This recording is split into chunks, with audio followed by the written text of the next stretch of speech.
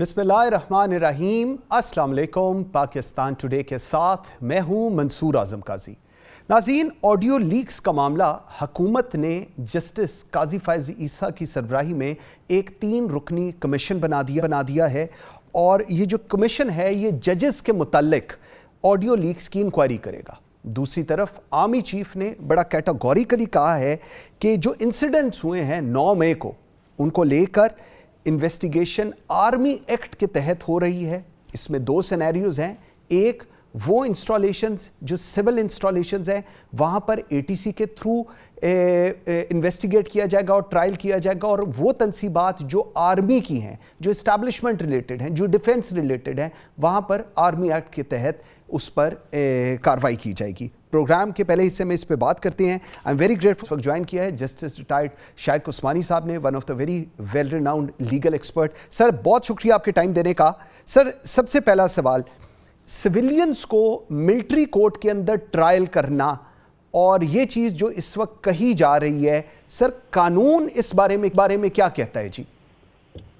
देखिए, कानून जो है वो तो ये कहता है, आर्मी एक्ट जो है जी, वो ये कहता है कि अगर कोई मिलिट्री प्रॉपर्टी डैमेज होती है या उस पर हमला होता है या उसको नुकसान पहुंचाया जाता है, तो उस सूरत में ये मामला जो है मिलिट्री कोर्ट्स के सामने पेश हो सकता है अंडर आर्मी एक्ट। ठीक। लेकिन सिविलियन ये स्ट्रक्चर्स जो हैं, सिविल स्ट्रक्चर्स जो आमतौर से जो पब्लिक इस्तेमाल करती है, उसके लिए नहीं हो सकता। उसके लिए फिर आपको नॉर्मल लॉज के तहत करना होता है। ये आर्मी एक्ट में प्रोविजन है, तो उसका सहारा लेकर के आर्मी ने ये आर्मी एक्ट का मामला सामने लेके आए हैं, जो कि मेरी नज़र में सही नहीं है। एक सिविलियन को ट्राई नहीं करना चाहिए। सिविलियन वो अगर मिलिट्री प्रॉपर्टी को भी अटैक करता है कोई सिविलियन, तो उसको नॉर्मल एटीसी के लॉज जो हैं उसके तहत करना चाहिए। लेकिन बात सूरत इसकी प्रोविजन है कानून में। बिल्कुल ठीक। सर, इस पर्टिकुलर सिनेरियो में जो 9 मई को हुआ, ये तमाम सिविलियंस पाकिस्तानी हैं और इनके ट्रायल की इस वक्त बात हो रही है, और जिस तरह आप फरमा रहे हैं, जिस तरह आर्मी चीफ ने कहा है, जो मिलिट्री इंस्टॉलेशंस के ऊपर अटैक्स हुए हैं वो मिलिट्री कोर्ट के अंदर उनका, और जो सिविल इंस्टॉलेशंस पे हुए हैं उनको लेकर एटीसी। सर, ये ठीक रहेगा अगर आप इसका ब्रॉडर पर्सपेक्टिव देखें कोर्ट्स को लेकर? देखिए, बात उसमें यह है कि बदकिस्मती से, हालांकि मैं भी इसी प्रोफेशन से ताल्लुक रखता हूँ, हमारी जुडिशरी का स्टैंडर्ड्स बहुत गिर गए हैं, और आजकल जो मामलात हैं वो ऐसे उलझ जाते हैं कि अजीब अजीब तरीके से लोग उसको उलझा देते हैं मामले को, और कभी कोई फैसले होते नहीं। तो इस वजह से अगर फर्ज किया आर्मी एक्ट के तहत ना किया जाए, ख़ास तौर से जो मिलिट्री इंस्टॉलेशन हैं, अगर आर्मी एक्ट के तहत ना किया जाए और नॉर्मल लॉज के तहत किया जाए, तो वो तो कभी उनका फैसला होगा ही नहीं। तो वो एक फौज के मोराल के लिए बहुत ही ख़राब होगा, क्योंकि फौज के मोराल ये है कि फौज की चीज़ें जो हैं उसको टच नहीं करना चाहिए। अगर उसको टच करते हैं तो फिर वो एक आप अपने मुल्क पे हमला करते हैं, तो उसको टच नहीं करना चाहिए। तो उस चीज़ को रोकने के लिए मेरे ख्याल में शायद बेहतरी इसी में है कि आर्मी एक्ट के तहत किया जाए, वो सिर्फ वो जो कि आर्मी इंस्टॉलेशन जहाँ पर इफेक्ट हुई। ठीक। अच्छा सर, ये जो चीज़ है कि इसमें अपील का जो हक है, क्योंकि ये भी एक डिस्कशन हो रही होती है कि जी पता नहीं उसका फैसला क्या आएगा, अपील क्या होगा, वो भी बताया गया है कि आर्मी चीफ, हाई कोर्ट्स और सुप्रीम कोर्ट में अपील का हक है और वहां पर दायर की जा सकती है। इस पर भी ज़रा रहनुमाई थोड़ी फरमाइएगा। जी, वो दैट इज़ ट्रू। अपील्स तो फाइल हो सकती हैं। पहले तो विद इन दी आर्मी जब मिलिट्री कोर्ट कोई फैसला करती है कि वो एक अपीलेट कोर्ट वहाँ होती है, वो फैसला करती है, उसके बाद चूंकि वो एक पाकिस्तानी शहरी है तो उसको राइट है कि हाई कोर्ट भी जाए, सुप्रीम कोर्ट भी जाए, वो तो सही है अपनी जगह पर। लेकिन अगर आर्मी की जो अपीलेट कोर्ट फैसला कर देती है तो फिर ज़रा मुश्किल हो जाएगा हाई कोर्ट के लिए और सुप्रीम कोर्ट के लिए उसके खिलाफ फैसला करना, जबकि ये ना हो अगर बिल्कुल ऐसी गलती हो गई है कि जिसका कोई अदाला नहीं है, तो उस सूरत में यकीनन इंटरफेयर करेगी हाई कोर्ट और सुप्रीम कोर्ट। लेकिन बात सूरत 3 अपीलें उसकी मौजूद हैं, उसकी गुंजाइश है। बिल्कुल ठीक। अच्छा सर, एक और चीज़, ये जो अटैक्स थे ये at the spur of the moment में नहीं किए गए, ये प्री प्लान्ड थे। तो सर, जब इनको ट्रायल में लेकर जाते हैं तो क्या इन पे जो दफात लगती हैं या जो दूसरी चीज़ें हैं, क्या उसमें कोई फ़र्क होता है या it goes the same way जी? It is the same thing, वही लॉ इस्तेमाल होता है, लेकिन कोर्ट्स डिफरेंट होती हैं, क्योंकि सिविल कोर्ट्स के अंदर और तरीके होते हैं और मिलिट्री कोर्ट्स के अंदर और तरीके होते हैं। और मिलिट्री कोर्ट्स के अंदर जो है ये आमतौर से जो लोग डिले करते हैं और दूसरी चीज़ें करते हैं ताकि किस तरीके से मामला लटक जाए, वो नहीं होता। मामला इमीडिएटली फैसला हो जाता है उसका। ठीक सर, अदालतों में ये जो हमारा अदालती निज़ाम है, हमने पहले भी इस पे आपसे रहनुमाई ली हुई है, इसमें कमजोरियों के बायस हम लोग मिलिट्री कोर्ट्स की तरफ देखा गया है, या आपको लग रहा है कि कोई और वजूहात हैं इसको लेकर? वाई? बिकॉज इस वक्त की जो हुकूमत वक्त है वो अपेरेंटली नाला नजर आ रही है जुडिशल सिस्टम से, और जो डिसीजंस आ रहे हैं, आपको इसमें कोई लिंकेज लग रहा है, या आपको लग रहा है कि नहीं जो कुछ हो रहा है ठीक है और इसी तरह ही होना चाहिए?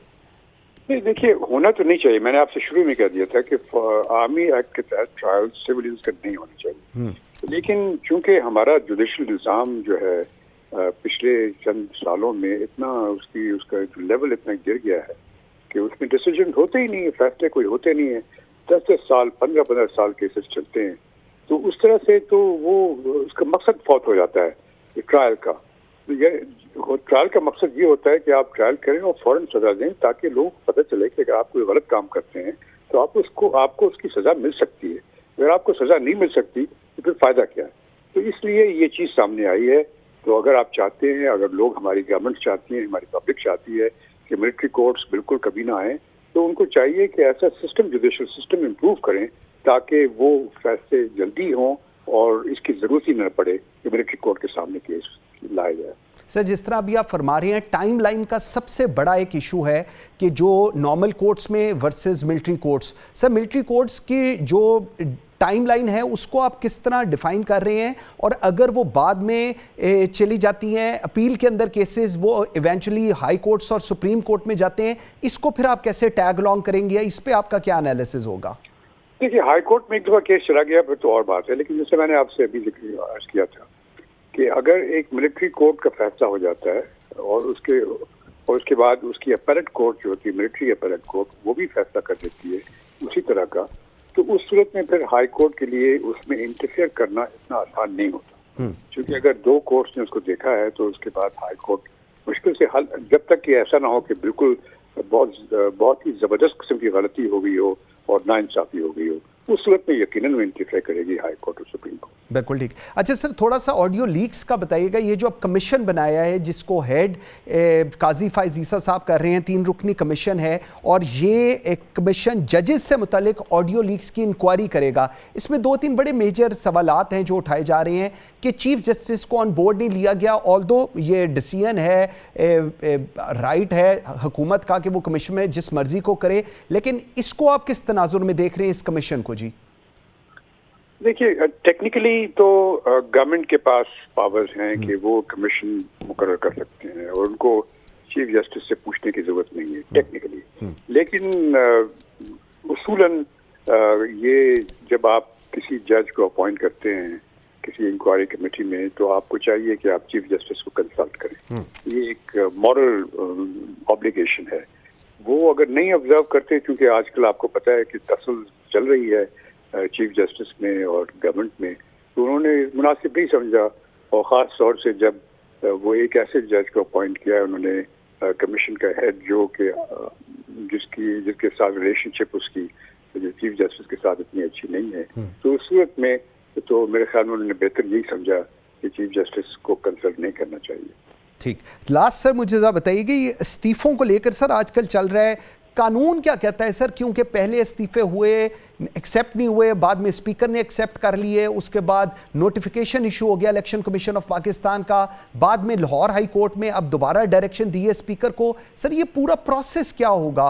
इस्तीफे होकर, एक्सेप्ट होकर वापस हो सकते हैं, नहीं हो सकते? आइन क्या कहता है? जी देखिए, कानून ये है कि जब कोई मेंबर असेंबली का अपनी मेंबरशिप से रिजाइन करता है, सीट से रिजाइन करता है, तो उसका तरीका मुकर्रर किया गया है। एक बड़ी जजमेंट है जिसके तहत ये फैसला हुआ था कि ताकि ऐसा ना हो कि कोई जबरदस्ती किसी को रिजाइन करवा दिया जाए, हालांकि उसकी मर्जी नहीं है रिजाइन करने की। क्योंकि एक मेंबर जो पार्लियामेंट का होता है वो पार्टी का मेंबर जरूर होता है, लेकिन वो रिप्रेजेंट करता है कॉन्स्टिट्यूएंसी को, उसकी जिम्मेदारी होती है कॉन्स्टिट्यूएंसी को।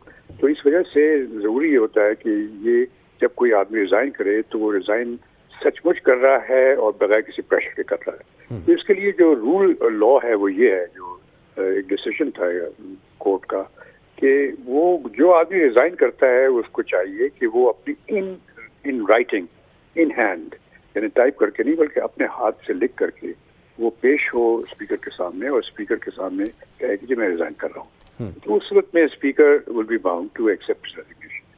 लेकिन यहाँ पे जो हुआ था, जैसे आपको मालूम है, जबकि ये नो कॉन्फिडेंस मोशन आया था तो एक किस्म के विद फ्लरिश जो पार्टी पावर में थी उन्होंने कहा कि हम सब रिजाइन कर रहे हैं, सब वॉकआउट कर रहे हैं। तो अब इस तरीके से वो निकल गए थे। उसके बाद फिर बाद में उन्होंने कोशिश की कि वापस आने की, तो उस पर फिर नेचुरली जो गवर्नमेंट के लोग हैं उन्होंने वो मुनासिब नहीं समझते थे, तो उन्होंने उसमें रुकावट पैदा कर दी। काफ़ी कन्फ्यूजन था। लेकिन लॉ ये है, और जो हाई कोर्ट ने भी फैसला दिया है वो सही फैसला दिया है, वो कानून के मुताबिक फैसला दिया है। तो अगर अब वो अगर उन्होंने जो उसको नोटिफिकेशन जो मुअत्तल कर दिया है, तो उसकी बाद अब ये होगा कि वो सब मेंबरान जिन्होंने रिजाइन किया था वो दोबारा मेंबर बन सकते हैं, अगर वो चाहें तो वापस असेंबली में आ सकते हैं।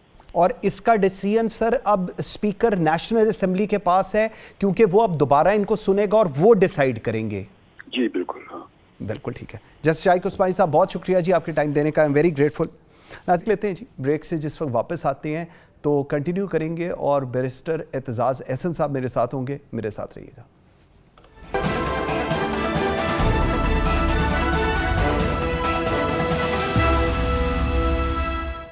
Welcome back after the break जी। नाज़रीन, मुझे ज्वाइन किया है बैरिस्टर एतजाज़ एहसन ने, पाकिस्तान के one of the very well renowned legal expert. Aitzaz साहब, बहुत शुक्रिया आपके टाइम देने का।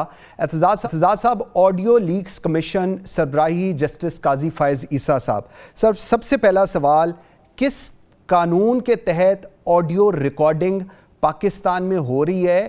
पहले उस कानून का पता चल जाए, फिर सर ज़रा कमीशन पे बात कर लेते हैं जी। ये एक 2017 में फेयर ट्रायल एक्ट आया, और उसमें ये इसकी प्रोविजन है कि वो अगर एविडेंस में प्रोड्यूस करनी है कोई रिकॉर्डेड टेप, तो रिकॉर्डिंग हुई होनी चाहिए with the permission of the court. तो परमिशन ऑफ द कोर्ट हो और उसकी ऑथेंटिसिटी हो। फिर सुप्रीम कोर्ट ने 5-6 टेस्ट भी उसके लिए प्रोवाइड किए हैं, और उसकी एडमिसिबिलिटी के। तो ये तो मतलब है हर एक का ही कर रहे हैं ना। ये तो ऐसे बंदे की रिकॉर्डिंग हो रही है जिसका कोई ताल्लुक भी नहीं है। ये तो ठोक के हिसाब से अब चीफ जस्टिस की सास की रिकॉर्डिंग करनी, 24 घंटे रिकॉर्डिंग करते होंगे ना, उसमें से वो एक मिनट की उसके रेलेवेंट बातचीत हो गई, अपनी सहेली से बात कर रही है, पर वो उसका कोई इतना इम्पैक्ट भी नहीं है। कैजुअल बातें जिस तरह होती हैं वो प्राइवेट कॉन्वर्सेशन में, उस तरह की प्राइवेट कॉन्वर्सेशन में बात हो रही है। तो इसके बारे में, वैसे रिकॉर्डिंग के बारे में सुप्रीम कोर्ट का फैसला है, और सुप्रीम कोर्ट का जो फैसला है that is as good as law. It under article 190 it is law, ठीक, एंड 189 एंड 190। अब वो सुप्रीम कोर्ट का क्या फैसला है, कौन से केस में है? ये मोहतरमा Benazir Bhutto versus the federation, ठीक, ये PLD 1998 सुप्रीम कोर्ट पेज 388 पे। इसमें ये कहा गया है कि जस्टिस सलीम अख्तर ने लिखे जजमेंट, और 6 जजेस उनके साथ एग्री करते हैं। उन्होंने ये कहा है कि अगर कोई गवर्नमेंट टैप करे टेलीफोन तो उसका डिसमिसल भी जाए और उस कैबिनेट की डिसमिसल और असेंबली का सारी असेंबली के डिसोल्यूशन, ठीक। This is the consequence they face. Okay, अब ये खुद कह रहे हैं अब तो किसी को साबित करने की जरूरत नहीं है, ये खुद पेश कर रहे हैं ऑडियो टेप। अब जब खुद पेश कर रहे हैं तो इसका मतलब है कि इन्होंने ये तस्लीम किया है कि जो ये ऑडियो टेप्स हैं इनके मुताबिक वो दुरुस्त है, वो सही है और वो जेन्युइन इन्होंने रिकॉर्डिंग की है, जेन्युइन है। अच्छा, अगर जेन्युइन है तो आपने तस्लीम कर लिया, आपने रिकॉर्डिंग की है। आपने अगर रिकॉर्डिंग तस्लीम कर ली तो आपकी तो काबीना भी, प्राइम मिनिस्टर भी और ये असेंबली भी दे बिकम इलीगल। अच्छा, इसके बाद एक और चीज है, रिकॉर्डिंग के बारे में आप सुन लें जो इन्होंने दिलचस्प गुल खिलाए हैं जी। इन्होंने अब ये साबित हुआ है कि इन्होंने एक अमेरिकन कांग्रेस वुमन की कॉल भी रिकॉर्ड कर ली। अमेरिका में ये इतना ज्यादा संगीन जुर्म है, वहां से देखें, वहां टेलीफोन आया हुआ है कुछ 100, 125, 150 साल से, और वो ये बड़े लॉज हैं, बड़े उस पे रेगुलेशंस हैं, और phone tapping is an intrusion into the privacy. True, ठीक। Privacy of the individual is a fundamental right. अब इन्होंने उस कांग्रेस वुमन के भी फोन टैप कर लिया। अब इसको छोड़ें, वो ये यहाँ क्या होता है, मेरा नहीं ख्याल वो इसको बर्दाश्त करेगी। वो कांग्रेस में ही उठाएगी कि ये पाकिस्तान कैसी रोग स्टेट है कि वहाँ अगर आप फोन कॉल भी करो तो फोन कॉल भी वहाँ आपकी वेरी राइट नहीं हो सकती। वो भी मतलब कॉन्फिडेंटली आप किसी से बात भी नहीं कर सकते। एंड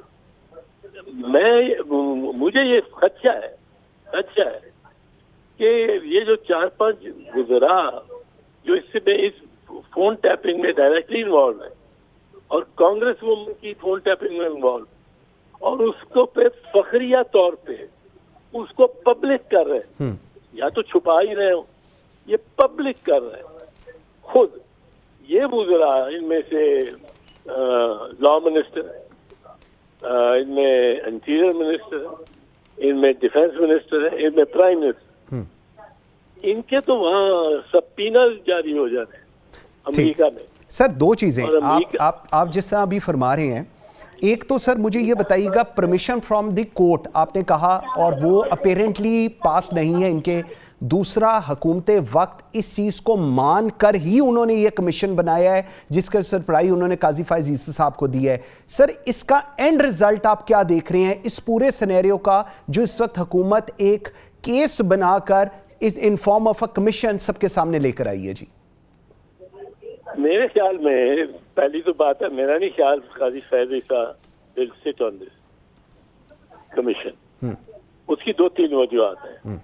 एक वजह तो ये है कि ये कमीशन के TOR जो है, टर्म्स ऑफ रेफरेंस, ये हवर अराउंड करते हैं इर्द गिर्द उमर अता बंदयाल के।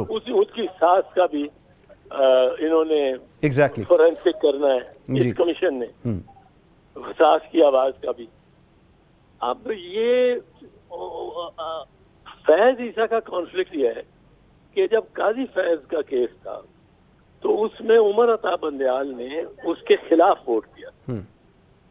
सो एक डायरेक्ट बदजनी है इसमें, जो डिस्क्वालीफाई करती है ठीक काजी फैज को इस पे बैठने के। ठीक, लेकिन सर जी दूसरी चीज जो है, और वो मैं समझता हूँ कि इनको महसूस होगा, अब अगर ये कमीशन ये टेप्स को देख के कहती है ये जेन्युइन है और ये बड़ी अच्छी बात है और बड़े चोर पकड़ लिए, और चीफ जस्टिस को भी इन्होंने चोर पकड़ लिया, तो अगर ये इसकी तस्दीक करते हैं तो अमेरिकन कांग्रेस तो नहीं छोड़ेगी। ठीक, अगर ये तस्दीक करते हैं और फिर कमीशन के पास एक ही रह जाएगा तरीका कि वो इनको दबा के इनके खिलाफ, गवर्नमेंट के खिलाफ फैसला दे। अच्छा सर, इसमें एक और चीज क्या ये पे जी, इसमें एक चीज की रहनुमाई फरमाइएगा, क्या ये कमीशन ये भी देखेगा कि ये ऑडियो रिकॉर्डिंग्स कौन करता रहा है, कैसे करता रहा है? क्या ये भी चीज इवेंचुअली अगर ये कमीशन इसको इन्वेस्टिगेट करता है तो वो भी पब्लिक होगी जी? ये वो तो एक्चुअली बुनियादी सवाल तो पहला ये है, पहला टर्म ऑफ रेफरेंस होनी चाहिए थी ठीक, कि how was who conducted the recording and how was that record procured, ठीक, and who directed that? Permission ली थी जो बातचीत करने वाले। ठीक, आप मतलब है एक रिकॉर्डिंग खुफिया तौर पे करें, उसमें मैं बता रहा हूँ, अर्ज कर रहा हूँ, अमेरिका में तो बहुत heavy, they take it very seriously.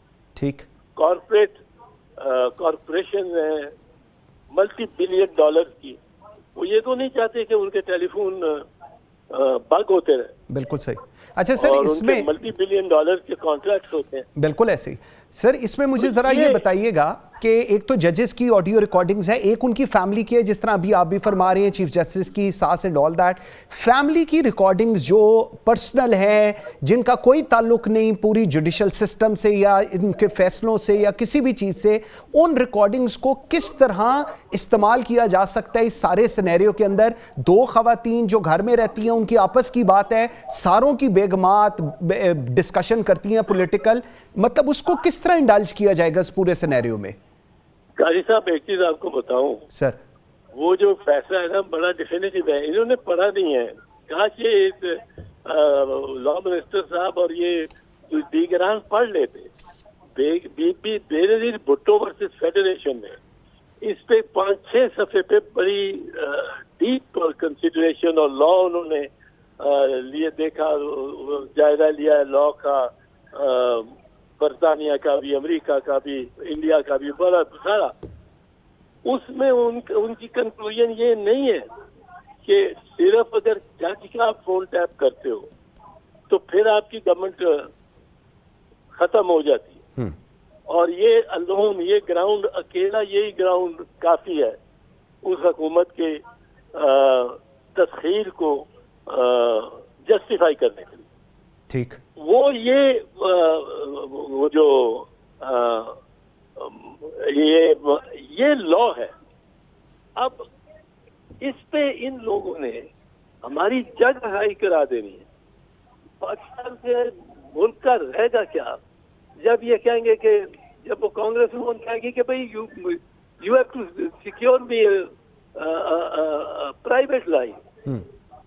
मैं इसका फंक्शन किस तरह कर सकती हूँ अगर मैं किसी को फोन करती हूँ और वो गवर्नमेंट बात कर रहे हैं, उस गवर्नमेंट के साथ you have to take it up, बिल्कुल ठीक, टेक इट अप सीरियसली। बिल्कुल ठीक। अब हमारा खुद तो घर में दाने नहीं है, हाँ। और इन झगड़ों में हमने और ज्यादा पीछे ले गए हैं मईशत को। बिल्कुल सही।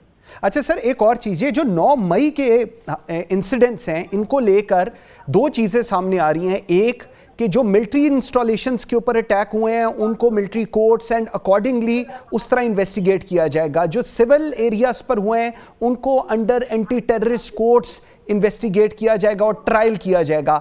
इस पे आपका क्या एनालिसिस है जी इस सिचुएशन पे? फौजी अदालत तो लग नहीं सकती, मोटी मोटी बात। फौजी अदालत आइन के खिलाफ है। ओके, एक इसकी दलील आपको देता हूँ जी। एक तो ये कि सुप्रीम कोर्ट का फैसला है लियाकत हुसैन के केस में 1998 हुई, वो भी उसमें उन्होंने, सुप्रीम कोर्ट ने कहा है सारी कॉन्स्टिट्यूशन को एग्जामिन करके कि कोई कभी ये फौजी अदालत नहीं बिठाई जा सकती टू ट्राई सिविलियंस के ट्रायल के लिए। फौजियों के ट्रायल के लिए फौजी अदालत है, वो उनका पाकिस्तान आर्मी एक्ट के तहत है। सिविलियन को नहीं ट्राई कर सकते। बिल्कुल ठीक। अब ये लॉ था, ठीक, जब APS पेशावर का वो वाकया हुआ जी, आर्मी पब्लिक स्कूल, बिल्कुल जी, और तकरीबन लगभग 140 बच्चे बेईमाना अंदाज से उनको शहीद किया गया। उसके बाद एक ये फौज ने मूव किया, उनका स्कूल भी आर्मी पब्लिक स्कूल का, कि फौजी अदालतें लगाएंगे, इनको हम ट्राई करें फौजी अदालत। उसने इससे पहले के फौजी अदालतें लगती और उसका लॉ बना है, आइन में तरमीम की गई। ठीक ठीक ठीक 21वीं तरमीम जो है, 21st अमेंडमेंट एक्ट और 23rd अमेंडमेंट एक्ट, ये दोनों वो तरमीम करके इनके लिए जगह बनाई गई या रास्ता दिया गया फौजी अदालतों। ओके ओके वो फौजी अदालतें लगी। अब लेकिन वो तरमीम में ही सुप्रीम कोर्ट आइन की तरमीम में ही एक सनसेट क्लॉज थे, इसको कहते हैं सनसेट क्लॉज, कि 2 साल बाद, 2 साल जमा 2 साल, 4 साल बाद ये सूरज इनका गरूब हो जाएगा और अमेंडमेंट नहीं रहेगी। बिल्कुल ठीक, बिल्कुल ठीक। अब 2015 से 2019 तक खत्म हो गया था वो आईनी तरमीम थी, उसके तहत ये मिलिट्री कोर्ट बने। अब ये आईनी तरमीम कर ही नहीं सकते। बिल्कुल ठीक। इनके पास 228 मेंबर ही नहीं है असेंबली में। बिल्कुल ठीक। कुल मेंबर ही नहीं है। अब 228 कम से कम चाहिए to initiate all this thing. बिल्कुल ठीक, बिल्कुल ठीक है। तो ये फौजी अदालतें तो इनकी नॉन स्टार्टर है। पर मैं आपको ये बताऊं, आज मैंने सुन रहा था जी ख्वाजा आसिफ साहब को, जी जी, वो कह रहे थे कि अब हम नहीं, उन्होंने कहा हमने फौजी अदालतें नहीं लगानी, हम इनका trial civil anti terrorist courts वगैरह में। ठीक, एंटी टेररिज्म। बिल्कुल ठीक है। बैरिस्टर एतजाज एहसन साहब, बहुत शुक्रिया जी आपके टाइम दे। जी सर, बहुत जी जी, कि ये फौजी अदालतें नहीं लगा सकते, तो मेरा ख्याल उन्होंने सुन लिया।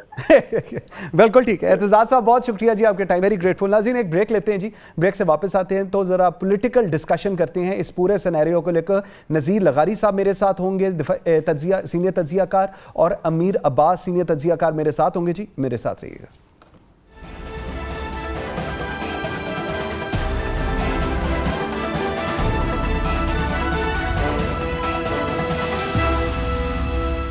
Welcome back after the break. जी नाज़रीन, मुझे ज्वाइन किया है नज़ीर लगारी साहब ने, सीनियर तज्जियाकार हैं। मेरे साथ अमीर अब्बास हैं, एंकर पर्सन हैं, तज्जियाकार हैं। बहुत शुक्रिया जी आपके दोनों के टाइम देने का। लगारी साहब, 9 मई के वाक़यात के बाद की सूरत हाल, गिरफ्तारियाँ, मुकदमात और अब military courts, anti terrorist courts की बाज़गश्त। सर, बात तो शुरू हुई थी कि इलेक्शन जल्दी करवा लें, लेकिन इस वक्त की जो सूरत हाल है, आप इसको किस तनाजुर में देख रहे हैं? जी, मेरा ख्याल है कि इसमें सब कुछ शामिल था, लेकिन 9 मई का एपिसोड शामिल नहीं था। 9 मई को जो कुछ हुआ है वो इलेक्शन के बारे में था, या एक किसी ना किसी इदारे के महबूब और लाडले रहने वाले के लिए सहूलतकारी का एक रास्ता फराहम करना था, कि जिसकी गिरफ्तारी पर, एक दिन की गिरफ्तारी पर एक क़यामत बर्पा हुई। और उसी रोज़ बर्पा हुई जब इनको गिरफ़्तार किया गया। और फिर जो कुछ हुआ है वो मेरे ख़्याल में हमारी हिस्ट्री में कम से कम ऐसा यूनिक कभी नहीं हुआ है। इस तरह का अनोखा वाक़या कभी नहीं हुआ है। अच्छा, ये भी कह रहे हैं कि जनाब वो खुद ही थे। अच्छा, वो खुद ही थे तो वो चीज़ें जो सामने हैं हमारे, जो कुछ बयान हुआ है, जो कुछ हमने लाइव देखा, उस वक्त जब आग लगी हुई थी हम लाइव भी देख रहे थे, लोगों को भी देख रहे थे, ऐसे लोगों को भी देख रहे थे जिनके हम चेहरों के शनासा थे। ये सब कुछ हो रहा था स्टेट के इंस्ट्रूमेंट्स के साथ और मुख्तलिफ इदारों के साथ और मुख्तलिफ इस्टेब्लिशमेंट के मुख्तलिफ मज़ाहिर के साथ। हम भी उनके नुक्ताचीन रहे हैं, उनके शदीद नुक्ताचीन रहे हैं, और हम मार्शल जनरल ज़िया के मार्शल से ठीक है लेकर अब तक हमने उन पर तनकीद की है। लेकिन ऐसा नहीं हुआ है। हमारे सामने वाक़यात हैं। जुल्फ़िकार अली भुट्टो की गिरफ्तारी हमारे सामने की बात है, और उस गिरफ्तारी के बाद उनको जिस तरह से लाहौर ले जाया गया, जिस तरह वहाँ ट्रायल हुआ, उस ट्रायल के अंदर जिस तरह से बेरहमाना ट्रायल था, वो सिविलियन हाई कोर्ट का एक इंतहाई सफाकाना ट्रायल था।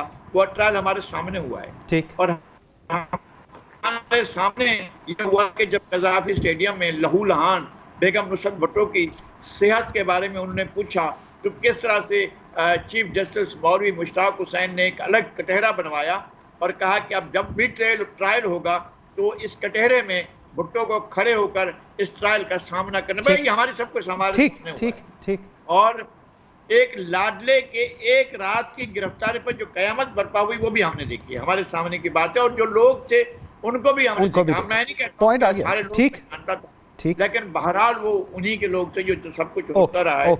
ये इलेक्शन की बात नहीं थी। इलेक्शन के बाद जब ये इन्होंने असेंबलियां तोड़ी थी, और अगरचे हम इन असेंबलियों के तोड़ने के सरासर खिलाफ थे कि नहीं, ऐसा नहीं हो सकता है कि आप अदम एतमाद का वोट लेने के फौरन बाद असेंबलियां तोड़ दें, या वो जब असेंबलियों से बाहर है कि अपोजिशन में एक मिनट भी ना बैठें और असेंबलियां आप इस्वे देकर आ जाएं। ये भी कोई पार्लिमानी रिवायत नहीं थी, हमारे में भी नहीं थी, कहीं भी नहीं थी। ठीक। तो ये जो तोड़ा, उसके बावजूद हम चाहते थे कि इलेक्शन हो 90 दिन के अंदर होने चाहिए थे। बिल्कुल ठीक है, ऐसे ही है।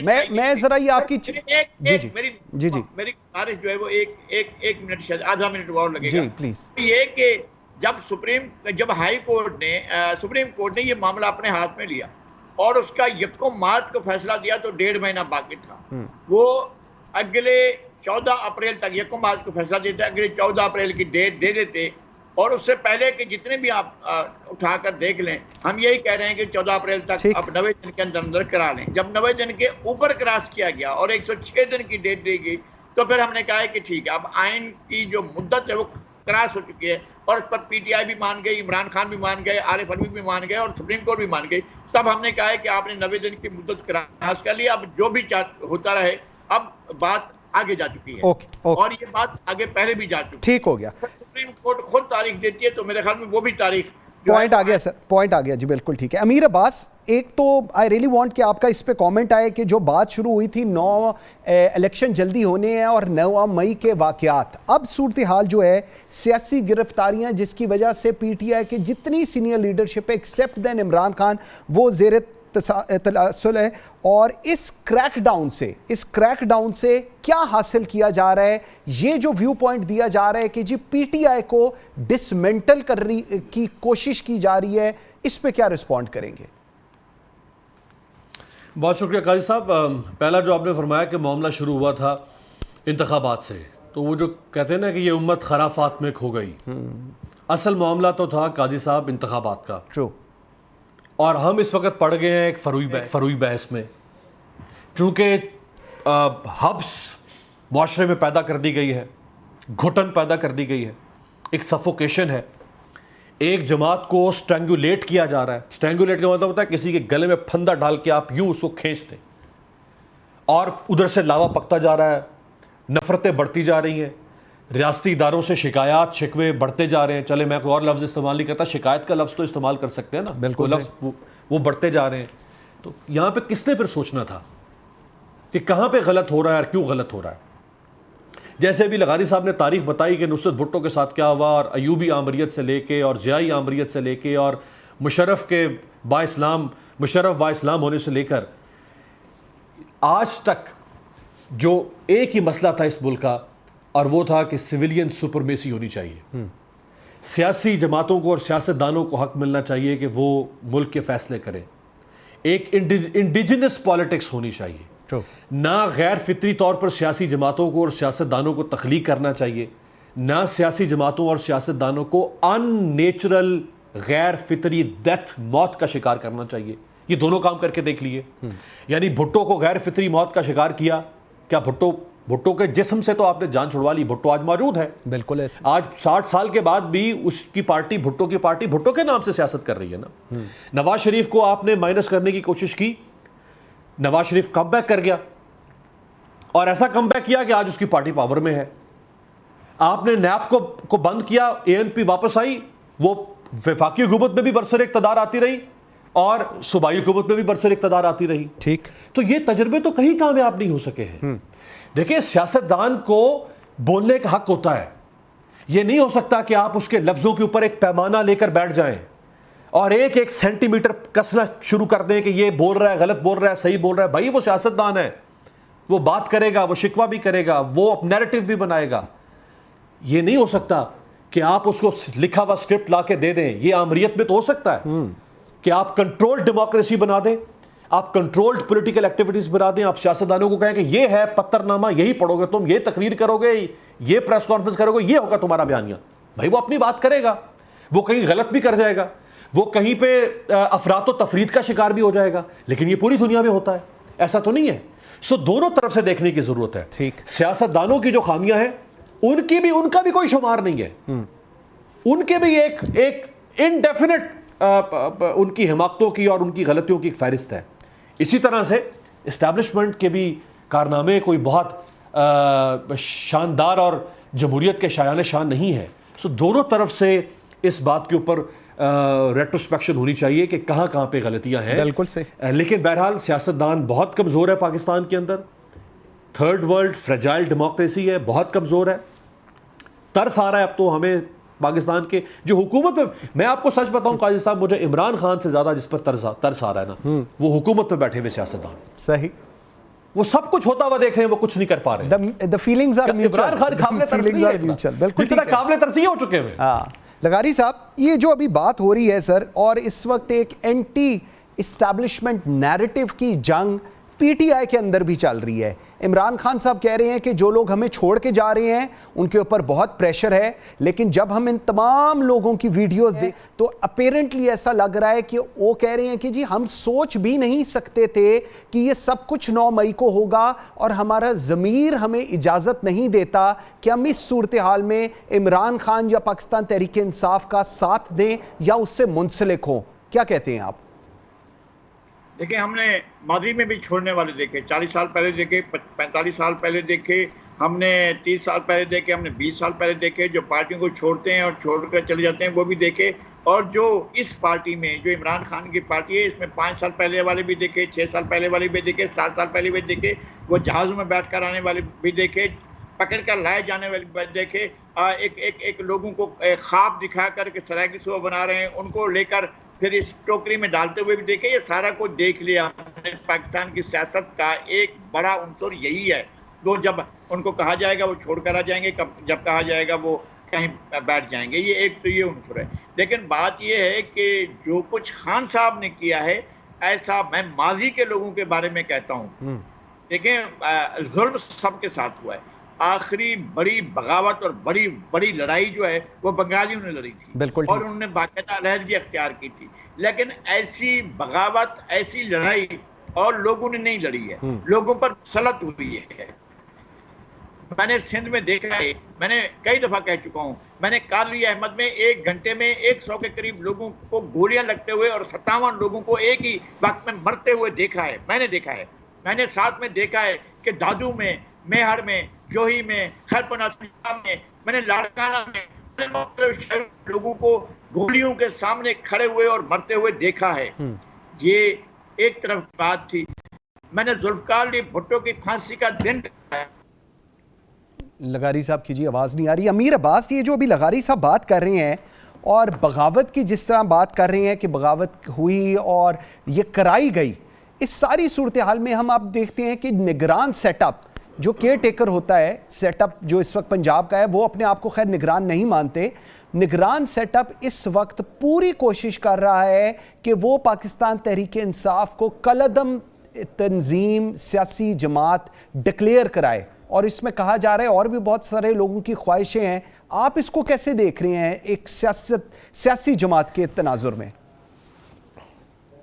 देखिए, निगरान सेटअप निगरानी कर रहा है हुकूमत के और हुकूमत के करम फरमाओं के मफादात की। निगरान सेटअप तो पार्टिजन बन चुका हुआ है, वो केयर टेकर सेटअप नहीं है, वो पार्टिजन सेटअप है। वो इंतखाबात करवाने के लिए आया था, वो इंतखाबात सैबोटेज करने के ऊपर काम कर रहा है।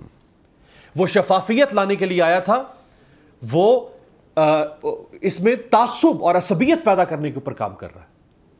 वो एक फ्री एंड फेयर एनवायरनमेंट पैदा करने के लिए आया था, वो अनफेयर और कंट्रोल्ड एनवायरनमेंट पैदा करने के ऊपर काम कर रहा है। सो ऐसा तो बदबख्त निगरान सेटअप भी शायद कभी, हत्ता के एक ज़माने में नवाज शरीफ साहब निगरान वज़ीर आला भी थे और इलेक्शन में लड़ रहे थे और फिर वज़ीर आला भी बन गए दोबारा। वो भी शायद इतना